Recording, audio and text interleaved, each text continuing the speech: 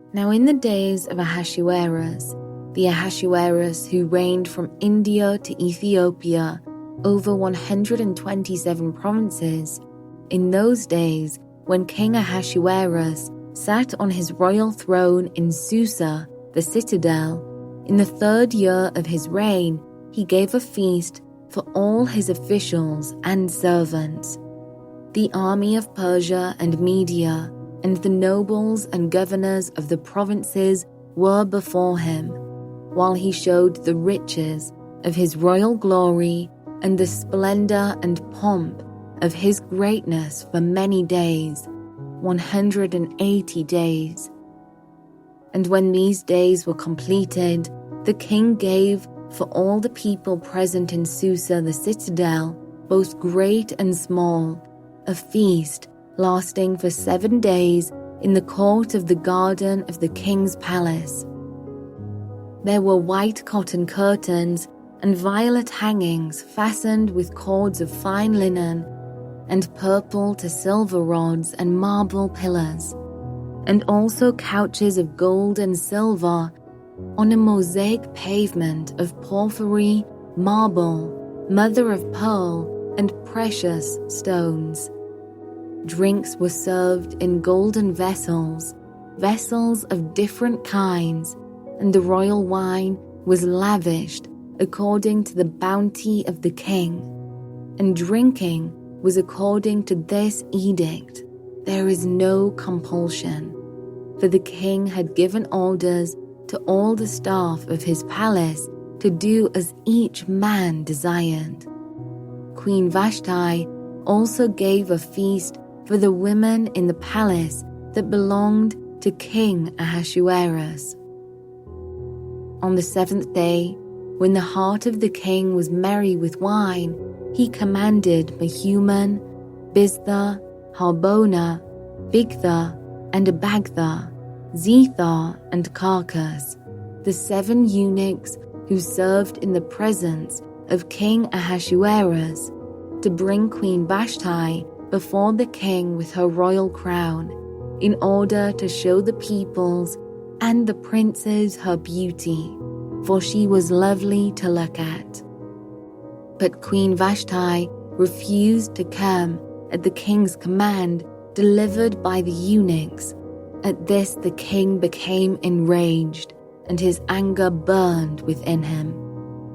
Then the king said to the wise men who knew the times, for this was the king's procedure toward all who were versed in law and judgment, the men next to him being Karshena, Shethar, Admatha, Tarshish, Meres, Marsena, and Memucan, the 7 princes of Persia and Media, who saw the king's face and sat first in the kingdom. According to the law, what is to be done to Queen Vashti? Because she has not performed the command of King Ahasuerus delivered by the eunuchs. Then Memucan said in the presence of the king and the officials, not only against the king has Queen Vashti done wrong, but also against all the officials and all the peoples who are in all the provinces of King Ahasuerus. For the queen's behavior will be made known to all women, causing them to look at their husbands with contempt, since they will say, King Ahasuerus commanded Queen Vashti to be brought before him, and she did not come. This very day, the noble women of Persia and Media, who have heard of the queen's behavior, will say the same to all the king's officials, and there will be contempt and wrath in plenty. If it please the king, let a royal order go out from him, and let it be written among the laws of the Persians and the Medes, so that it may not be repealed, that Vashti is never again to come before King Ahasuerus, and let the king give her royal position to another who is better than she. So when the decree made by the king is proclaimed throughout all his kingdom, for it is vast, all women will give honor to their husbands, high and low alike. This advice pleased the king and the princes, and the king did as Memucan proposed. He sent letters to all the royal provinces, to every province in its own script, and to every people in its own language, that every man be master in his own household, and speak according to the language of his people. After these things, when the anger of King Ahasuerus had abated, he remembered Vashti, and what she had done, and what had been decreed against her. Then the king's young men who attended him said, "Let beautiful young virgins be sought out for the king, and let the king appoint officers in all the provinces of his kingdom to gather all the beautiful young virgins to the harem in Susa the citadel, under custody of Hegai, the king's eunuch, who is in charge of the women. Let their cosmetics be given them, and let the young woman who pleases the king be queen instead of Vashti." This pleased the king, and he did so. Now there was a Jew in Susa the citadel, whose name was Mordecai, the son of Jair, son of Shimei, son of Kish, a Benjaminite, who had been carried away from Jerusalem among the captives carried away with Jeconiah, king of Judah, whom Nebuchadnezzar, king of Babylon, had carried away. He was bringing up Hadassah, that is, Esther, the daughter of his uncle, for she had neither father nor mother. The young woman had a beautiful figure and was lovely to look at, and when her father and her mother died, Mordecai took her as his own daughter.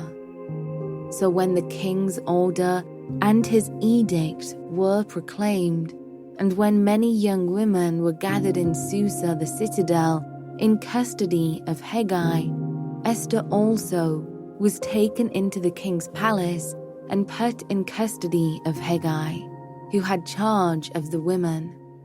And the young woman pleased him and won his favor, and he quickly provided her with her cosmetics and her portion of food, and with 7 chosen young women from the king's palace, and advanced her and her young women to the best place in the harem. Esther had not made known her people or kindred, for Mordecai had commanded her not to make it known. And every day Mordecai walked in front of the court of the harem to learn how Esther was and what was happening to her. Now when the turn came for each young woman to go in to King Ahasuerus, after being 12 months under the regulations for the women, since this was the regular period of their beautifying, 6 months with oil of myrrh, and 6 months with spices and ointments for women. When the young woman went in to the king in this way, she was given whatever she desired to take with her from the harem to the king's palace. In the evening she would go in, and in the morning she would return to the second harem in custody of Sheashgaz, the king's eunuch, who was in charge of the concubines. She would not go in to the king again unless the king delighted in her and she was summoned by name.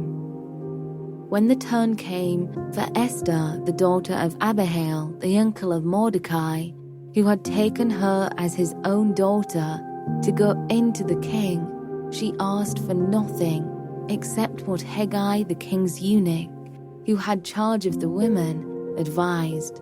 Now Esther was winning favor in the eyes of all who saw her, And when Esther was taken to King Ahasuerus into his royal palace in the 10th month, which is the month of Tebeth, in the 7th year of his reign, the king loved Esther more than all the women, and she won grace and favor in his sight more than all the virgins, so that he set the royal crown on her head and made her queen instead of Vashti.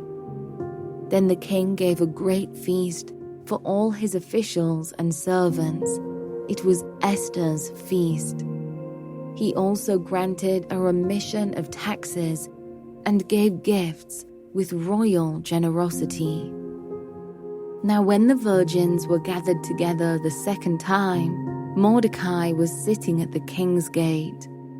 Esther had not made known her kindred or her people, as Mordecai had commanded her, for Esther obeyed Mordecai just as when she was brought up by him. In those days, as Mordecai was sitting at the king's gate, Bigthan and Teresh, two of the king's eunuchs who guarded the threshold, became angry and sought to lay hands on King Ahasuerus. And this came to the knowledge of Mordecai, and he told it to Queen Esther, and Esther told the king in the name of Mordecai. When the affair was investigated and found to be so, the men were both hanged on the gallows, and it was recorded in the book of the Chronicles in the presence of the king. After these things, King Ahasuerus promoted Haman the Agagite, the son of Hammedatha, and advanced him and set his throne above all the officials who were with him. And all the king's servants who were at the king's gate bowed down and paid homage to Haman, for the king had so commanded concerning him. But Mordecai did not bow down or pay homage. Then the king's servants who were at the king's gate said to Mordecai, "Why do you transgress the king's command?" And when they spoke to him day after day, and he would not listen to them, they told Haman, in order to see whether Mordecai's words would stand, for he had told them that he was a Jew. And when Haman saw that Mordecai did not bow down or pay homage to him, Haman was filled with fury. But he disdained to lay hands on Mordecai alone. So, as they had made known to him the people of Mordecai, Haman sought to destroy all the Jews, the people of Mordecai, throughout the whole kingdom of Ahasuerus. In the 1st month, which is the month of Nisan, in the 12th year of King Ahasuerus, they cast puel, that is, they cast lots, before Haman day after day, and they cast it month after month till the 12th month, which is the month of Adar. Then Haman said to King Ahasuerus, "There is a certain people scattered abroad and dispersed among the peoples in all the provinces of your kingdom. Their laws are different from those of every other people, and they do not keep the king's laws, so that it is not to the king's profit to tolerate them. If it please the king, let it be decreed that they be destroyed, and I will pay 10,000 talents of silver into the hands of those who have charge of the king's business, that they may put it into the king's treasuries." So the king took his signet ring from his hand and gave it to Haman the Agagite, the son of Hammedatha, the enemy of the Jews. And the king said to Haman, "The money is given to you, the people also, to do with them as it seems good to you." Then the king's scribes were summoned on the 13th day of the 1st month, and an edict, according to all that Haman commanded, was written to the king's satraps and to the governors over all the provinces, and to the officials of all the peoples, to every province in its own script, and every people in its own language. It was written in the name of King Ahasuerus and sealed with the king's signet ring.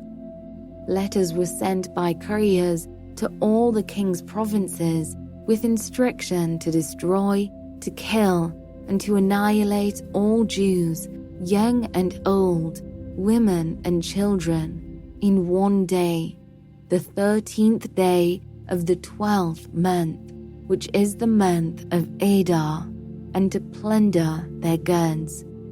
A copy of the document was to be issued as a decree in every province by proclamation to all the peoples to be ready for that day. The couriers went out hurriedly by order of the king, and the decree was issued in Susa the citadel. And the king and Haman sat down to drink, but the city of Susa was thrown into confusion. When Mordecai learned all that had been done, Mordecai tore his clothes and put on sackcloth and ashes, and went out into the midst of the city, and he cried out with a loud and bitter cry. He went up to the entrance of the king's gate, for no one was allowed to enter the king's gate clothed in sackcloth. Wherever the king's command and his decree reached, there was great mourning among the Jews, with fasting and weeping and lamenting, and many of them lay in sackcloth and ashes. When Esther's young women and her eunuchs came and told her, the queen was deeply distressed. She sent garments to clothe Mordecai so that he might take off his sackcloth, but he would not accept them. Then Esther called for Hathach, one of the king's eunuchs, who had been appointed to attend her, and ordered him to go to Mordecai to learn what this was and why it was. Hathach went out to Mordecai in the open square of the city in front of the king's gate, and Mordecai told him all that had happened to him, and the exact sum of money that Haman had promised to pay into the king's treasuries for the destruction of the Jews. Mordecai also gave him a copy of the written decree issued in Susa, that he might show it to Esther and explain to her, and command her to go to the king to beg his favor and plead with him on behalf of her people. And Hathach went and told Esther what Mordecai had said. Then Esther spoke to Hathach and commanded him to go to Mordecai and say, "All the king's servants and the people of the king's provinces know that if any man or woman goes to the king inside the inner court without being called, there is but one law, to be put to death, except the one to whom the king holds out the golden scepter so that he may live. But as for me, I have not been called to come into the king these 30 days. And they told Mordecai what Esther had said. Then Mordecai told them to reply to Esther, "Do not think to yourself that in the king's palace you will escape any more than all the other Jews. For if you keep silent at this time, relief and deliverance will rise for the Jews from another place, but you and your father's house will perish. And who knows whether you have not come to the kingdom for such a time as this?" Then Esther told them to reply to Mordecai, "Go, gather all the Jews to be found in Susa, and hold a fast on my behalf, and do not eat or drink for 3 days, night or day. I and my young women will also fast as you do. Then I will go to the king, though it is against the law, and if I perish, I perish." Mordecai then went away and did everything as Esther had ordered him. On the third day, Esther put on her royal robes and stood in the inner court of the king's palace, in front of the king's quarters, while the king was sitting on his royal throne inside the throne room opposite the entrance to the palace. And when the king saw Queen Esther standing in the court, she won favor in his sight, and he held out to Esther the golden scepter that was in his hand. Then Esther approached and touched the tip of the scepter. And the king said to her, "What is it, Queen Esther? What is your request? It shall be given you, even to the half of my kingdom." And Esther said, "If it please the king, let the king and Haman come today to a feast that I have prepared for the king." Then the king said, "Bring Haman quickly, so that we may do as Esther has asked." So the king and Haman came to the feast that Esther had prepared. And as they were drinking wine after the feast, the king said to Esther, "What is your wish? It shall be granted you. And what is your request? Even to the half of my kingdom, it shall be fulfilled." Then Esther answered, "My wish and my request is, if I have found favor in the sight of the king, and if it please the king to grant my wish and fulfill my request, let the king and Haman come to the feast that I will prepare for them, and tomorrow I will do as the king has said." And Haman went out that day joyful and glad of heart. But when Haman saw Mordecai in the king's gate, that he neither rose nor trembled before him, he was filled with wrath against Mordecai. Nevertheless, Haman restrained himself and went home, and he sent and brought his friends and his wife Zeresh. And Haman recounted to them the splendor of his riches, the number of his sons, all the promotions with which the king had honored him, and how he had advanced him above the officials and the servants of the king. Then Haman said, "Even Queen Esther, let no one but me come with the king to the feast she prepared. And tomorrow also I am invited by her together with the king. Yet all this is worth nothing to me, so long as I see Mordecai the Jew sitting at the king's gate." Then his wife Zeresh and all his friends said to him, "Let a gallows 50 cubits high be made, and in the morning tell the king to have Mordecai hanged upon it. Then go joyfully with the king to the feast." This idea pleased Haman, and he had the gallows made. On that night the king could not sleep, and he gave orders to bring the book of memorable deeds, the Chronicles, and they were read before the king. And it was found written how Mordecai had told about Bigthana and Teresh, 2 of the king's eunuchs, who guarded the threshold and who had sought to lay hands on King Ahasuerus. And the king said, "What honor or distinction has been bestowed on Mordecai for this?" The king's young men who attended him said, "Nothing has been done for him." And the king said, "Who is in the court?" Now Haman had just entered the outer court of the king's palace to speak to the king about having Mordecai hanged on the gallows that he had prepared for him.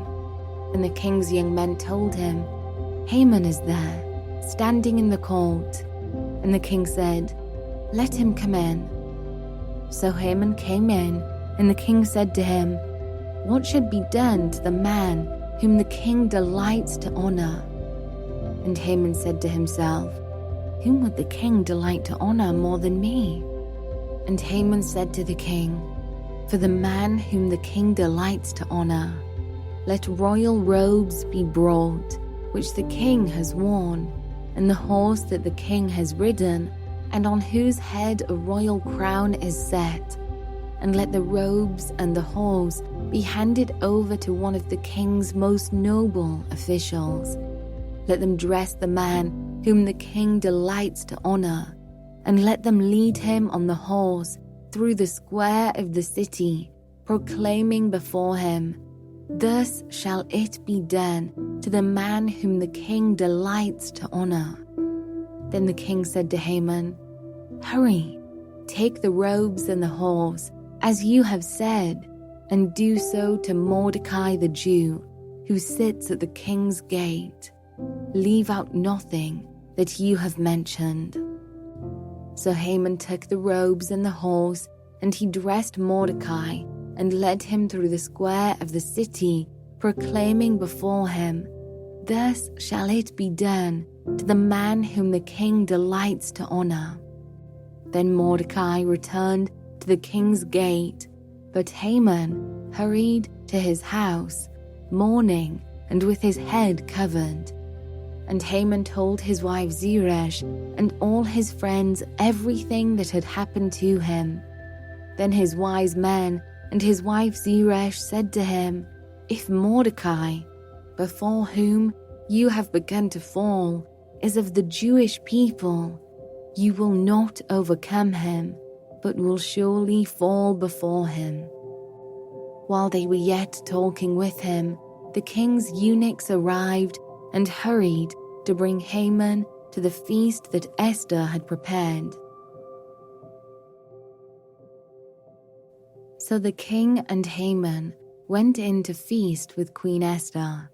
And on the second day, as they were drinking wine after the feast, the king again said to Esther, "What is your wish, Queen Esther? It shall be granted you. And what is your request? Even to the half of my kingdom, it shall be fulfilled." Then Queen Esther answered, "If I have found favor in your sight, O king, and if it please the king, let my life be granted me for my wish, and my people for my request. For we have been sold, I and my people, to be destroyed, to be killed, and to be annihilated. If we had been sold merely as slaves, men and women, I would have been silent, for our affliction is not to be compared with the loss to the king." Then King Ahasuerus said to Queen Esther, "Who is he, and where is he, who has dared to do this?" And Esther said, "A foe and enemy, this wicked Haman." Then Haman was terrified before the king and the queen. And the king arose in his wrath from the wine drinking and went into the palace garden. But Haman stayed to beg for his life from Queen Esther, for he saw that harm was determined against him by the king. And the king returned from the palace garden to the place where they were drinking wine, as Haman was falling on the couch where Esther was. And the king said, "Will he even assault the queen in my presence, in my own house?" As the word left the mouth of the king, they covered Haman's face. Then Harbona, one of the eunuchs in attendance on the king, said, "Moreover, the gallows that Haman has prepared for Mordecai, whose word saved the king, is standing at Haman's house, 50 cubits high." And the king said, "Hang him on that." So they hanged Haman on the gallows that he had prepared for Mordecai. Then the wrath of the king abated. On that day, King Ahasuerus gave to Queen Esther the house of Haman, the enemy of the Jews, and Mordecai came before the king, for Esther had told what he was to her. And the king took off his signet ring, which he had taken from Haman, and gave it to Mordecai. And Esther set Mordecai over the house of Haman. Then Esther spoke again to the king. She fell at his feet and wept, and pleaded with him to avert the evil plan of Haman the Agagite and the plot that he had devised against the Jews. When the king held out the golden scepter to Esther, Esther rose and stood before the king, and she said, "If it please the king, and if I have found favor in his sight, and if the thing seems right before the king, and I am pleasing in his eyes, let an order be written to revoke the letters devised by Haman the Agagite, the son of Hammedatha, which he wrote to destroy the Jews who are in all the provinces of the king. For how can I bear to see the calamity that is coming to my people? Or how can I bear to see the destruction of my kindred?" Then King Ahasuerus said to Queen Esther and to Mordecai the Jew, "Behold, I have given Esther the house of Haman, and they have hanged him on the gallows, because he intended to lay hands on the Jews. But you may write as you please with regard to the Jews, in the name of the king, and seal it with the king's ring. For an edict written in the name of the king and sealed with the king's ring cannot be revoked." The king's scribes were summoned at that time in the 3rd month, which is the month of Sivan, on the 23rd day, and an edict was written, according to all that Mordecai commanded concerning the Jews, to the satraps and the governors and the officials of the provinces from India to Ethiopia, 127 provinces, to each province in its own script, and to each people in its own language, and also to the Jews in their script and their language. And he wrote in the name of King Ahasuerus and sealed it with the king's signet ring.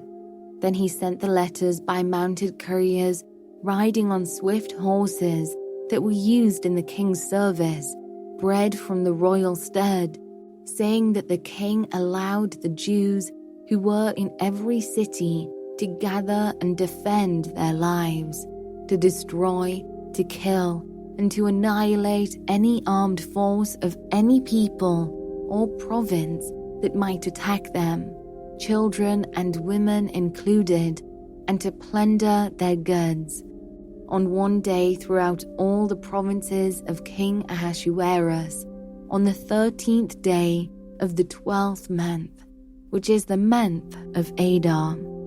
A copy of what was written was to be issued as a decree in every province, being publicly displayed to all peoples, and the Jews were to be ready on that day to take vengeance on their enemies. So the couriers mounted on their swift horses that were used in the king's service rode out hurriedly, urged by the king's command, and the decree was issued in Susa the citadel. Then Mordecai went out from the presence of the king in royal robes of blue and white, with a great golden crown and a robe of fine linen and purple. And the city of Susa shouted and rejoiced. The Jews had light and gladness and joy and honor. And in every province and in every city, wherever the king's command and his edict reached, there was gladness and joy among the Jews, a feast and a holiday. And many from the peoples of the country declared themselves Jews, for fear of the Jews had fallen on them. Now in the 12th month, which is the month of Adar, on the 13th day of the same, when the king's command and edict were about to be carried out, on the very day when the enemies of the Jews hoped to gain the mastery over them, the reverse occurred. The Jews gained mastery over those who hated them. The Jews gathered in their cities throughout all the provinces of King Ahasuerus to lay hands on those who sought their harm, and no one could stand against them, for the fear of them had fallen on all peoples. All the officials of the provinces, and the satraps and the governors, and the royal agents also helped the Jews, for the fear of Mordecai had fallen on them. For Mordecai was great in the king's house, and his fame spread throughout all the provinces, for the man Mordecai grew more and more powerful. The Jews struck all their enemies with the sword, killing and destroying them, and did as they pleased to those who hated them.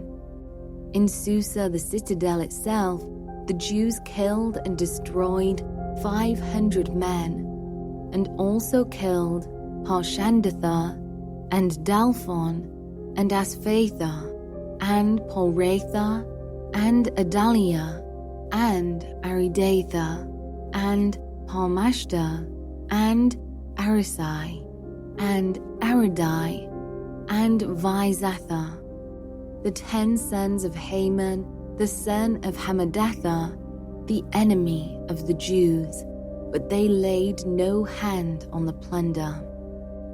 That very day the number of those killed in Susa the citadel was reported to the king, and the king said to Queen Esther, "In Susa the citadel the Jews have killed and destroyed 500 men, and also the 10 sons of Haman. What then have they done in the rest of the king's provinces? Now what is your wish? It shall be granted you. And what further is your request? It shall be fulfilled." And Esther said, "If it please the king, let the Jews who are in Susa be allowed tomorrow also to do according to this day's edict, and let the 10 sons of Haman be hanged on the gallows." So the king commanded this to be done. A decree was issued in Susa, and the 10 sons of Haman were hanged. The Jews who were in Susa gathered also on the 14th day of the month of Adar, and they killed 300 men in Susa, but they laid no hands on the plunder. Now the rest of the Jews who were in the king's provinces also gathered to defend their lives, and got relief from their enemies, and killed 75,000 of those who hated them, but they laid no hands on the plunder. This was on the 13th day of the month of Adar, and on the 14th day they rested, and made that a day of feasting and gladness. But the Jews who were in Susa gathered on the 13th day and on the 14th, and rested on the 15th day, making that a day of feasting and gladness.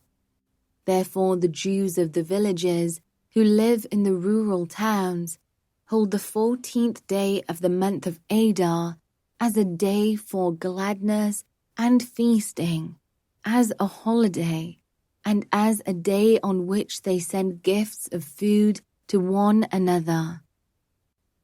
And Mordecai recorded these things and sent letters to all the Jews who were in all the provinces of King Ahasuerus, both near and far, obliging them to keep the 14th day of the month Adar, and also the 15th day of the same, year by year, as the days on which the Jews got relief from their enemies, and as the month that had been turned for them from sorrow into gladness, and from mourning into a holiday, that they should make them days of feasting and gladness, days for sending gifts of food to one another, and gifts to the poor.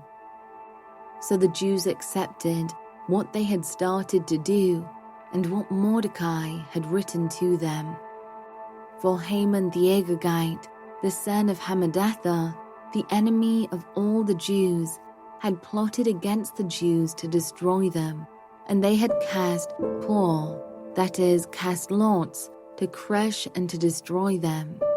But when it came before the king, he gave orders in writing that his evil plan that he had devised against the Jews should return on his own head, and that he and his sons should be hanged on the gallows. Therefore they called these days Purim, after the term Pur. Therefore, because of all that was written in this letter, and of what they had faced in this matter, and of what had happened to them, the Jews firmly obligated themselves and their offspring and all who joined them, that without fail they would keep these 2 days according to what was written, and at the time appointed every year, that these days should be remembered and kept throughout every generation, in every clan, province, and city, and that these days of Purim should never fall into disuse among the Jews, nor should the commemoration of these days cease among their descendants. Then Queen Esther, the daughter of Abihail, and Mordecai the Jew gave full written authority, confirming this second letter about Purim. Letters were sent to all the Jews, to the 127 provinces of the kingdom of Ahasuerus, in words of peace and truth, that these days of Purim should be observed at their appointed seasons, as Mordecai the Jew and Queen Esther obligated them, and as they had obligated themselves and their offspring with regard to their fasts and their lamenting. The command of Esther confirmed these practices of Purim, and it was recorded in writing. King Ahasuerus imposed tax on the land and on the coastlands of the sea, and all the acts of his power and might, and the full account of the high honor of Mordecai, to which the king advanced him, are they not written in the book of the chronicles of the kings of Media and Persia? For Mordecai the Jew was second in rank to King Ahasuerus, and he was great among the Jews and popular with the multitude of his brothers, for he sought the welfare of his people and spoke peace to all his people.